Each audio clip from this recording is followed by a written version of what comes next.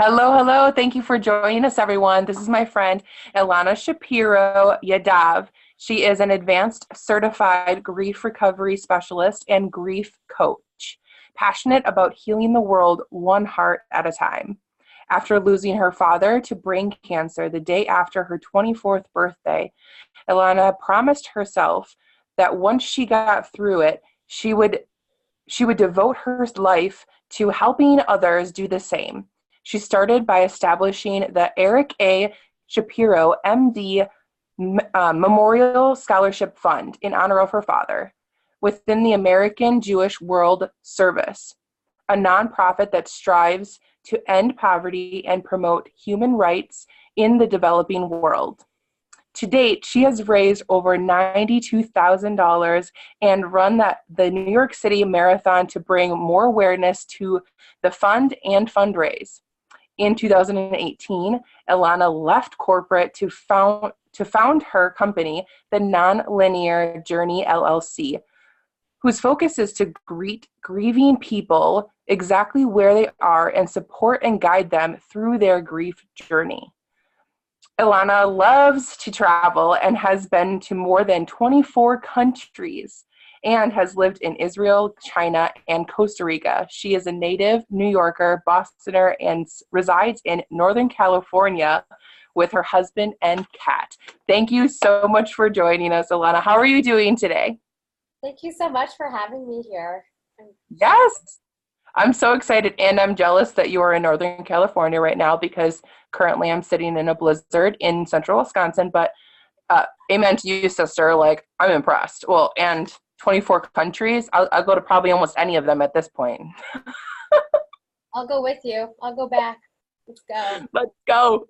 I love it. I love it. Well, I'm glad that you're here. Thank you so much for your time coming on here, telling us more about your story and working through fear a little bit more with us and the followers. So I love to ask relatable questions. And why don't you go ahead and just tell us about an interesting fact about you and your life?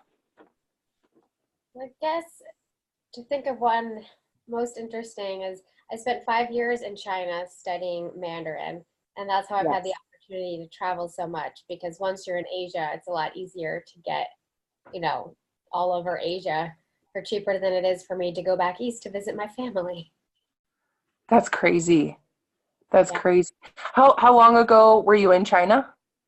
The first time I went was in 98, which is 21 years ago, which is mind-boggling to me.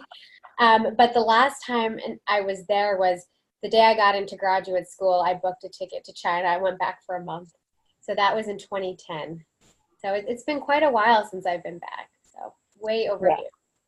Yes, yes. I know that you love the Chinese culture and everything there. So I love piecing it all together, like your timeline of when you were there and all that good stuff. So that's amazing. And the fact that you know Mandarin. Yeah, it usually catches people off guard when they see my face and then they hear it come out of my mouth. But it's always fun. And That is fun. That's awesome. Yeah, I really love to be able to communicate with other people in their native tongue. It's something very, very special to just be able to do that. Because so many people have to learn English to communicate with us. So to be able to speak to someone else in their native tongue. Yeah, that's awesome. Sometimes, but I do the best I can. Right. I mean, yeah, at least it's worth a shot. And I'm sure that they appreciate even if you say it wrong, maybe like you gave the effort instead of just, being ignorant and saying that you don't need to. Exactly. Yeah, they usually appreciate it. Even when I call myself names that I don't mean to, at least it makes everyone laugh at my expense, but that's okay. It's okay. It puts people at ease too, Yeah, and I can laugh at myself. That's how I learned Mandarin, because my teachers would say, "You make no sense, but it's good you keep talking," and it didn't stop me. That's true. I mean, how else do you learn unless you speak up and say something and you're like, oh, that wasn't right? Oh, okay, well, I'll fix it next time. Exactly. I will tell you one funny quick story. Yeah. When I first learned Mandarin, I was trying to find some remnants of the Jewish community from centuries and centuries ago. And so I went to this small village. Actually, it's not small at all. It's probably 1 million people, but small kind of standards. And I was trying to say that I was looking for what used to be the Jewish temple. And instead I was saying that I was looking for a fetus. And I was calling myself a fetus, and I had no idea why the guy didn't believe me that I was a fetus. And I got very frustrated. He was very frustrated, obviously. And then when I went and looked in the dictionary later, I was like, wow, no wonder that conversation did not go well. But it's very funny now, but looking back at it, I just had learned how to say Jewish in Chinese. And yeah, so I was the biggest fetus they've ever seen. And I didn't find what I was looking for, let's just say. Oh my gosh. That is a good story. I like that you just shared that. Thank you. That's awesome. We all make mistakes, and then sometimes, something great comes from it and something really funny comes from it. And now you had a fun story to share. That's awesome. I'm sure they're still laughing at me 15 years later. Oh, I'm sure. Fetus. That's awesome. So let's dive in and let's talk about, go ahead and tell us a significant time in your life that fear had held you back from living your life fully. So there is a very, very significant time, and October, was it October? I don't remember. The first week in October was the day I stopped letting fear hold me back. I had known for a very, very long time that my heart and soul work is to work with people who are grieving. And I had promised my 24-year-old self, when I was just crying myself to sleep, that I would do everything in my power to make sure that no one feels alone and unsupported. And not to say my friends and family weren't amazing, they were, but they also didn't know how to support me in the way I needed to be supported. And so I eventually went to get certified, and yet I still didn't do anything with it because I was too scared. And in the midst of all my fear, I set up my father's fund, because that was how I felt I could channel my grief to help others. And then finally in October, I took the plunge and left corporate, and I established my dream grief practice, the Nonlinear Journey, which the name is in honor of my father, who used to always say to me that time is nonlinear and I'll always be with you. And so when I needed a name, it was a no-brainer, the Nonlinear Journey, because that's when my nonlinear journey started, really, was when my entire world was, was completely thrust upside down. But for a long time, I was really scared. I was scared of the entrepreneur side. Like, can I do this? Can I still support my family doing what I love? Be a contributor to my family? And can I help others? Can I really help others get to a point of hopelessness to recovering from their grief and just feeling joy in life again? So it was just a very scary, just something very scary I'd been dreaming about. And finally in October, I took the plunge. That's amazing. And yeah, of course, it's really scary, the unknown in entrepreneurship for sure. But I love that you question, like, can I help? And the fact of the matter is you've went through it, and the things that helped you and helped you move through your grief. And, as you said, your scholarship fund is one of the ways that you channeled that for yourself. And now you can just turn around and help more people figure out what their way of channeling their grief is. And I think that's what you're doing is such amazing work. And just the couple times that we've spoken, like, I'm so excited and proud of you for stepping out and doing this, because so many people do need what you're offering. And the fact that you have firsthand experience and moving through a really hard time, because you and your dad were really close, right? Yeah, we were very close. Yeah. And I mean, early 20s, that's a transitional time of your life too, where you're figuring out as an adult and navigating your life and all those things. So that's a really special time too. And then to have that thrown at you and now channel it into something so great for other people, I think it's just amazing. And I'm so excited for your practice that you now have going and thriving. And it's so exciting to be able to talk to you about it now. So let's talk about when the fear was holding you down and you were in corporate still. Like, where were you mentally, and how did you feel about yourself during the struggling back and forth of, can I do it? Should I do it? All those kinds of things. Yeah, it was very frustrating, honestly, because I was spending my weekends getting training and certification, and I knew in my heart that that was what I wanted to do.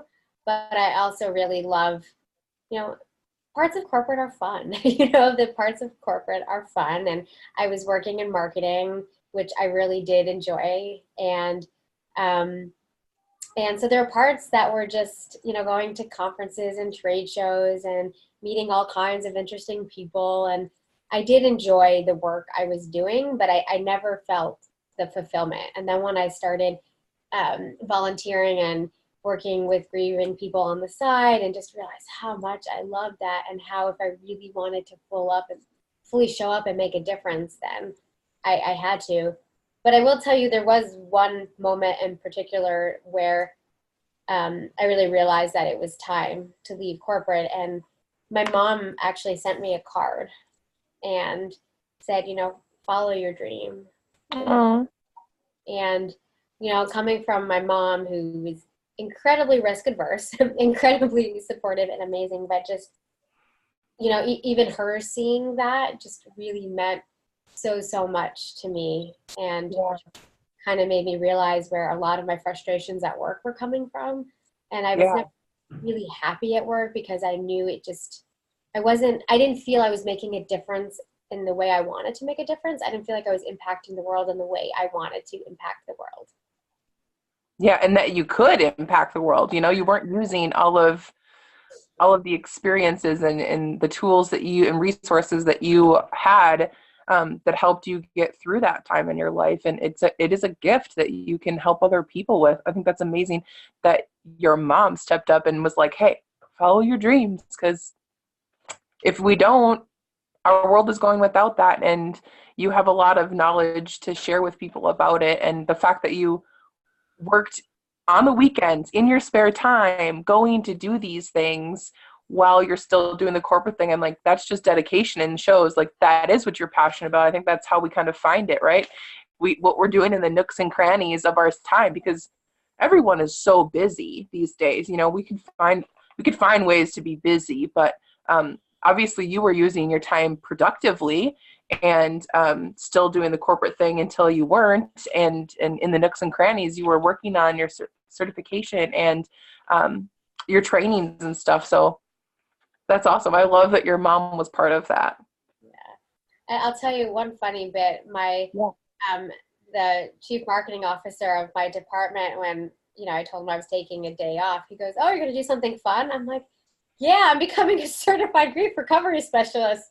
And he just looks at me and he goes, I go, yes. I said, it's fun's not the right word, but I said, it's very fulfilling. And I said, no, I'm not going to the spa. I said, I'm going to a 4-day training on how to help people work through their grief, and, how to make my experience and, add more of other people's learnings on how they've helped him put it all together. But I remember his facial expression. It was priceless. Right. Well, I mean, that is an idea of fun, because like you said, it's fulfilling. It's something you're passionate about, and that is fun to be able to do those things and get that sense of fulfillment when you know that you are making a difference and impacting more lives, instead of just doing the everyday kind of things that you're not actually seeing the results of your time that you spend doing those tasks and things. So I think that's a great point. And I love that you remember that facial expression, because that was a huge thing. It is fun, but it's not fun, it's just something fulfilling. Yeah. I like it. I need a day off after that before I come back to work to just, to process. Get back into it. Yeah, absolutely. So when you were breaking free from the fear of leaving corporate, I mean, obviously the friendships, the work relationships, those kinds of things all are shifting and changing during that time. Go ahead and just tell us a little bit more about how those relationships changed for you better, worse, anything you want to share about relationships and moving through the fear and getting through that.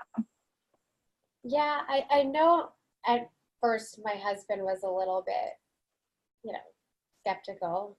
I mean, we talked a lot about it, and I wouldn't have, done this without his blessing. Right. I could tell in the beginning he was kind of, what are you doing? What's going Yeah. on? And now his tune has completely changed. He's incredibly supportive. He's incredibly vocal about reminding me to get enough sleep, and That's good. hours a day. I'm allowed to stop working at 9, not earlier. But he's been a huge source of strength and support, which is very, very important to me. And as far as my relationships with friends and coworkers, I mean, everyone I've told about this is kind of like, well, duh. Or it's about time. I've pretty much I've gotten that from more people who are like, yes, it's about time you did this. Like, I don't think anyone I've told is really surprised. I think they're very proud that I finally took the plunge, but most people who know me are just have been so excited and supported because, I got certified about 3 years ago. And so, and I've been talking about doing something like this for a couple of years now. I just wasn't ready. And then I recently got my advanced certification. And so I wasn't fully ready because fear, I had stability in corporate, and this is so tied to my own, so everything that I try to build and create is so tied to my own emotions and, back to what I needed and wished I had and how I can best show up fully and be there for people that are hurting. So it's also a very emotional, it's my baby, obviously this is my baby for all entrepreneurs, what they're creating, but it's also very tied to my father's memory. But so people who know me and have gone through when I started my dad's fund about 11 years ago, and I've been fundraising for that fund, and it took me 3 years to run the New York City Marathon because I kept breaking bones, and so that in and of itself was a journey. But so people who've known me for a long time have just been like, yeah, like, you got this, like this is the right path. So I haven't really had any, knock on wood, I haven't had any negative changes. Even my coworkers, when I gave notice, were kind of like, yeah. I think that's amazing because, it just shows that you are stepping into your purpose. Like, if everyone else is seeing it and then you're finally coming around to it, I feel like that was kind of my story too. I had friends and family that were always talking about how confident I was and you're so bold and, blah, blah, blah, you just don't care. I'm like, I don't really care what other people think, blah, blah, blah. So that's just kind of how I came to like getting into mine, and people said the same thing. They were just like, well, that just makes sense. So I think it just really drives home that you're just stepping into your purpose, that everyone around you sees that it just makes that much sense. So I think that's awesome that everyone was just supportive and backing your dream of making it actually a reality, especially since you've been talking about it for a couple of years and maybe not knowing what that looks like, which is scary too, kind of just talking about your thoughts, and then now you're like, yep, I'm doing it. So I like it. It's pretty awesome. It was a really powerful moment for me when my husband sat down with me and he says, you have to do this now. You have to follow your passion now. And he goes, if it doesn't work, you'll go back to corporate. But he goes, you have to do right. It. Go, yeah. Yeah, you could find that security and stability again if you had to, but you won't. You'll kill it. You'll just continue to move forward and help so many people and really keep stepping into your purpose. And I'm so excited to be able to, hear your journey at the beginning and keep following up with you on this, because I think it's just amazing what you're doing, and I'm so proud of you for it. So, what you said that really one of the things that kind of helped you jump ship from that was the card that you received from your mom. Was there anything else that was really significant during that time that helped you jump ship from the fear that was holding you back? So I'm a new believer in the law of attraction and the universe having your back. And I think sometimes for me, it was the signs being there and me not realizing how significant the signs were. So for an example, this rewinds to when I was planning my wedding 2 years ago, and I was just really struggling, missing my dad and him not being able to be there. And also having this grief piece in the back of my mind, like, what other tools do I need to help myself, but how can I help others? And I randomly saw on LinkedIn that this place called the Grief Institute, the Grief Recovery Institute. And I was like, what's this? And I contacted a mutual friend who put me in touch with a girl who was a trainer there. And she said to me, she's like, look up this certification. And I go, okay, I'm getting married in 6 months. I have lots of time for certifications. Like, let me check this out. And it turned out it was being offered on my dad's 10-year anniversary, 10 minutes from my house in a building that shared a parking lot with the building I worked in. And Shut up. you can't make this up. And No. I remember just being like, wait a second. I got goosebumps. I still get goosebumps telling this story. And I'm like, oh my God. So firstly, something like this exists. Secondly, Right. It's being offered on my dad's 10-year anniversary and being offered like the same distance from my house that I go every day for work. And so I said, I have to do this, and I also said I have to do this before my wedding because I think it's really important for me to work through some more things before I get married, Yeah. And so I did that training, and that was also very transformative for me, but it took me a couple months to even open the envelope when my certificate came in because it was so meaningful for me, and I knew I had found what I had been looking for so long. And so that was kind of the start to all of this. And so having that, and it still took a little while, but that was really one of the biggest signs that, like the universe is like seriously, on your dad's 10-year anniversary, 10 minutes from your house. Doesn't get more crystal clear than that. It doesn't. And there's no better room to be in on your dad's 10-year anniversary than a room of grief recovery specialists.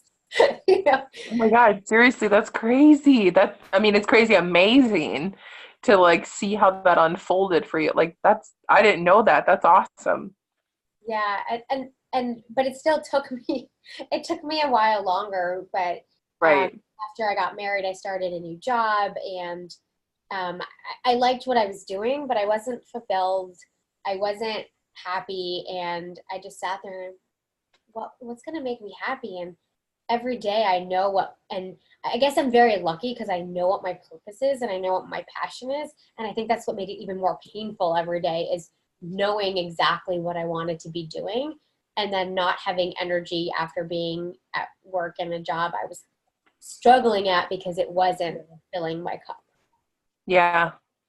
Yeah, it's like that take 2 steps forward, step back, back and forth kind of thing. And it's all about timing too. And like you said, you had your own things you had to work out too. And I think that's a great thing for people to hear too, is that you didn't want to just step into it and say, yeah, I know it all and I can do it all. Like you knew you still had your own things to work through. And I think that having that experience too is what's going to make you the most amazing person to connect with for grief coaching, because you are continuing to just move through it and get the tools for yourself and then turning around and sharing them with everyone else. So I think it's awesome. Everyone's grief journey is different. Yeah. No people grieve the same way. Every single relationship is unique and the pain is unique. But, it is very important. And it's very important that I do my own work as well so that I can fully show up for people. And that's another thing. I don't recommend to my clients to do anything I myself wouldn't do or haven't done. And I still have to do work all the time, Yeah. because, my father's still gone, the grief is still there. And there's all these amazing, exciting things that have happened in my life that, I don't get to share. So it's always important. And just the other day, I met some people and one of them says to me, you're the happiest grief counselor I've ever met. And and he goes, but that must mean it works. And I just had to laugh though, because just because I work with grief doesn't mean I'm a sad and depressed person. And for all, grief recovery specialists, because we do our own work, Yeah. we do our own work. And not going to lie, like I had a good ugly cry last week. I had my own time where I was, thinking, oh my gosh, I just want to tell him about my business and everything I'm doing. And Yeah. go back to just doing the work, Just Yeah. work. That's amazing. I love your honesty, which is another huge thing too, is that you're a very honest person. Like you just put it out there, like ugly cry, like that's a thing. People do that, especially when you're grieving. And a lot of people hide that. I think that's that's a big pain point, is that people just hide it so much because they don't feel like it's a normal thing. And that's just how it gets all bottled up, and how other things I feel like come out or don't come out. They just keep it in. Yeah. And it hurts more to keep it in, and it's a nonlinear journey, right? So even when 5 years go by, 10 years go by, 30 years go by, it's still a pain. One of the biggest, misnomers you have is that time heals all wounds. That's not true. It's what you do with that time that heals the wounds. Yes, time can help kind of dull and process it, but if you don't actively work on it, then it's still going to hurt. And Right. especially when there are all kinds of exciting things happens, like marriage, babies, like good things can sometimes bring about bouts of grief. So Yeah. Well, absolutely. Well, and like you said, there's just things that you wish that you could sit there and tell your dad about and catch him up on your business and that kind of thing. But in reality, your business wouldn't be here without that journey itself. Maybe it would have been a different kind of grief, but who knows? And having, like you said, doing the work for yourself and moving through when those grief bouts do come, and having the tools to implement them for yourself, and then show other people like, hey, I'm still working on it. It's not going away, and keep giving people those tools. So I think that's amazing. So what advice would you give people about moving through fear and overcoming that? Whether it's leaving their job or just fear in general. I don't think you ever overcome fear. I mean, you just have to jump. It's like when there's a cold pool, you just have to jump all in, and it hurts and stings, and then it feels better. But I think Yeah. it's a daily journey, and overcoming fear is also a nonlinear journey, and Yeah. that the fear is gonna come up, and that the fear is normal, and that even Tony Robbins feels scared. I'm Yeah. sure you do that, and Oprah also. But I mean, I think fear is normal, and I think just sometimes you just have to really focus and believe on yourself, and stay clear on your mission, and stay clear on your why, and just every day have faith and know that that it certainly will not be easy, and it may take longer than you hope, and it may not look the way you hope. I've been in my full entrepreneur journey for, I guess, like a month, a month and a half, even though I'm doing the grief work and working with clients a lot longer, but actually being under my own name. And, it's scary, but it's the most gratifying feeling in the world, and honestly, any advice is just do it, and just stay very clear on why you're doing it, because it's not going to be easy. And it's not, I can't sugarcoat that for anyone. And anyone who thinks it's easy, it's not true. And No. anyone who, and I think it's really easy to put on a big smile and a happy face, which is important, but also it's important to know that behind that big smile is a lot of hard work and effort and fear. Yeah, absolutely. I think that's all great advice. Everything you just said, like start to finish, those are all great nuggets to just reevaluate, reflect, and just know, like, just moving forward, you're going to have the fear, and just acknowledge it and just keep going, because that's all you can really do. Fear is going to be there, whether it's big or small. And I love everything that you just said. That's great advice. Thank you.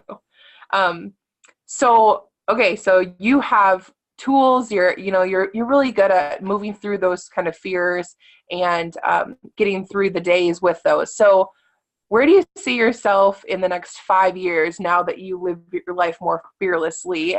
Where do you see yourself in the next 5 years? Still in sunny California.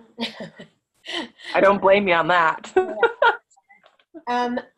My goal really is to educate and help give people the tools to help themselves, but also support others. Yeah. So in 5 years, I really want, I'd love to be on the main stage at some of these bigger conferences, specifically corporate conferences. Okay. And really, like, one of my huge goals within 5 years is to get into corporate and really help support corporations support their employees, because there's not enough being done in the corporate world. And so that's something I'd really like to see myself in 5 years, and on the TED stage. And one more, and I can't believe I'm putting this out here for all of your followers to hear, but I guess it's accountability, right? Yes. I'm going to write my book. Woohoo! The Nonlinear Journey. I'm going to Yes. write my book, and I'll be inviting a lot of other people to share their stories to be in my book, because Awesome. I have everyone's story to be shared. But within 5 years, I want to have my book, my TEDx, and be on the main stages and helping corporate. Yeah, that's awesome. We're totally manifesting all that right now. I love it. Yeah. So all of you are my accountability. Yes. We all heard it loud and clear. I love it. That's awesome.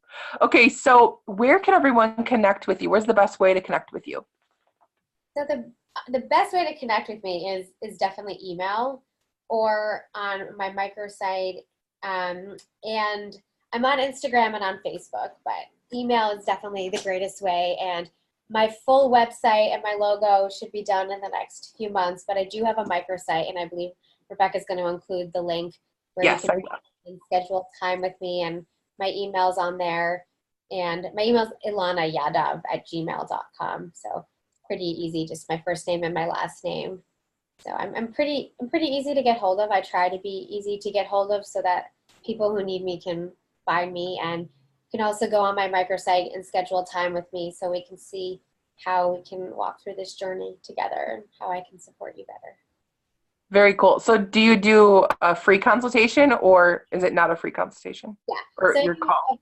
a complimentary 30-minute consultation to just see where, because my foundation is meeting people where they're at, not putting them in a one-size-fits-all program, because there's no one-size-fits-all in grief.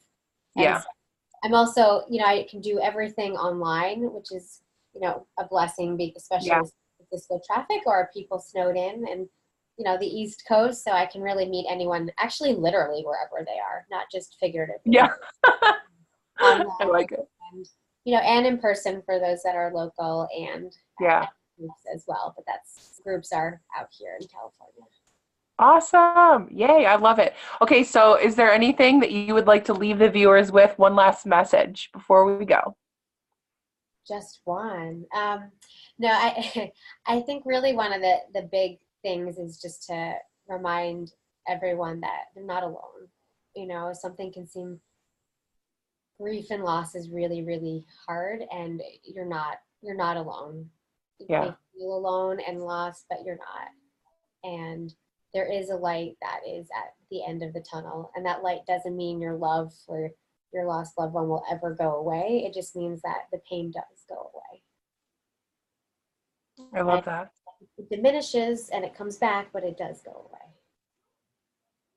I love that. Oh, thank you so much. You're so delightful to talk to. And yeah, you are the cheeriest grief coach that I know as well. So I'll just put that out there. I think that's a great title to have. The curious grief coach. You know what? Because I love to be able to be of service and take what happened, take losing my dad, my grandfather, my grandmother, and then my other grandmother, and then take that to actually help other people. So it's a very gratifying feeling to be on the other side of the table and giving back. So many people helped me along the way, and to finally be that person who can give back is a really great feeling. Really fun. That's awesome. I Thank love you that. so much for also Yeah. for being here today. It's been a Oh, pleasure chatting with thank you. you. Yes, absolutely. It's my pleasure. I'm so grateful that you made time to come in on and do this and tell a little bit more about your story. And ladies, if you're watching and you have form of grief that you need to work through, or you just want to talk to Ilana here and hear more about what she offers that she can help you. Maybe you don't even know that you need to talk to her. But if you feel that urge to want to reach out to her, I encourage you to have a call with her. She's amazing, and you won't regret it for sure, even just getting to know her in general. So I want to just say thank you, everyone, for tuning in. And remember to love yourself and live fearlessly. Thank you. Thank you.